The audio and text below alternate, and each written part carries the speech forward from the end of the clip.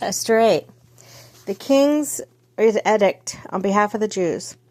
That same day King Xerxes gave Queen Esther the estate of Haman, the enemy of the Jews, and Mordecai came into the presence of the king, for Esther had told how he was related to her. The king took off his signet ring, which he had reclaimed from Haman, and represented it to Mordecai, and Esther appointed him over Haman's estate. Esther again pleaded with the king, falling at his feet, weeping. She begged him to put an end to the evil plan of Haman the Agagite, which he had devised against the Jews. Then the king extended the gold scepter to Esther, and she rose and stood before him. If it pleases the king, she said, and if he regards me with favor and thinks it the right thing to do, and if it pleases with me, let an order be written overruling the dispatches that Haman, son of Hammedatha the Agagite, advised and wrote to destroy the Jews in all the king's provinces. For how can I bear to see disaster fall on my people? How can I bear to see the destruction of my family? King Xerxes replied to the queen Esther and Mordecai the Jew, because Haman attacked the Jews, I have given his estate to Esther, and they have impaled him on the pole which he set up. Now, write another decree in the king's name on behalf of the Jews as it seems best to you, and seal it with the king's signet ring. For no document is written in the king's name to seal with the ring. His ring can be revoked. At once the royal secretaries were summoned.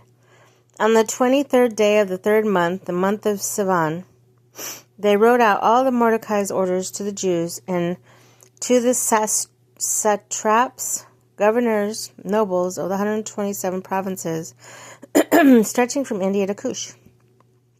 These orders were written in the script of each province, in the language of each peoples, and also the Jews in their own script and language. Mordecai wrote in the name of King Xerxes, sealed the dispatches with the king's signet ring, and sent them by mounted couriers who rode fast horses, especially bred for the king. The king's edict granted the Jews, every city, the right to assemble and protect themselves, to destroy, kill, and annihilate the armed men of any nation or province who might attack them and their women and children, and plunder the property for their enemies. The day appointed for the Jews to do this is in the provinces of King Xerxes, was the 13th day of the 12th month, the month of Adar.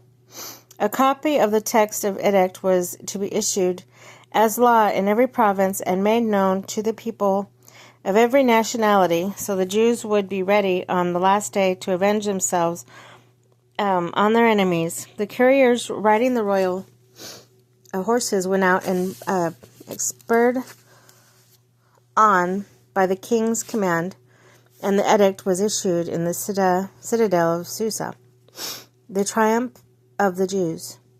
When Mordecai left the king's presence, he was wearing royal garments, blue, white, large crown of gold, and purple robe and fine linen.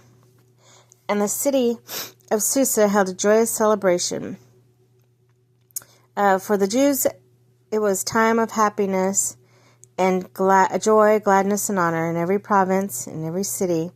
To where the edict of the king came, there was joy, gladness among the Jews, with feasting, celebrating, and many people of other nationalities became Jews because fear of the Jews had seized them.